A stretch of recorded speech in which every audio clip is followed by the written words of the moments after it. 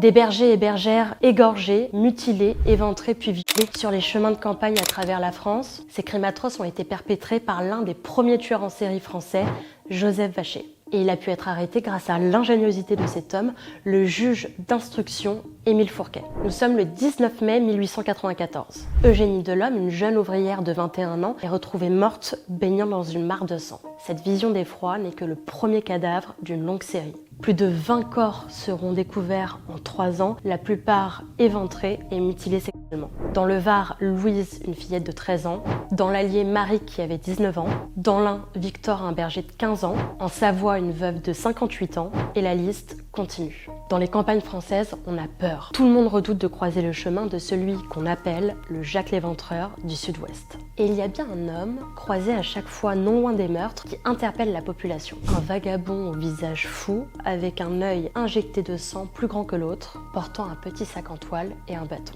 Le 4 août 1897, en Ardèche, un homme tente de violer une femme. Elle crie, se débat et son mari vole à son secours. L'agresseur est arrêté, il s'appelle Joseph Vacher. Émile Fourquet, un juge d'instruction établi à Belay dans l'Ain, avant de cette arrestation. Il cherche depuis longtemps à mettre la main sur ce tueur de bergères qui parcourt la France. Habitué à dresser des tableaux des crimes similaires pour les étudier, c'est un précurseur du profilage criminel. Il apprend que Vacher correspond au portrait robot du vagabond suspecté et fait emprisonner l'agresseur dans sa ville.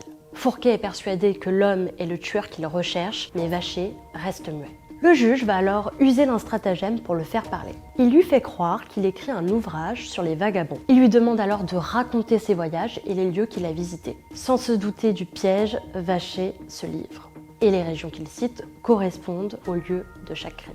En octobre, face à l'insistance du juge, il finit par avouer 11 meurtres et une tentative de viol, parmi la cinquantaine de meurtres dont il sera finalement suspecté. Son procès a lieu le 26 octobre 1898 et une question brûle toutes les lèvres. Joseph Vacher est-il fou? Doit-il échapper à la condamnation pour aliénation?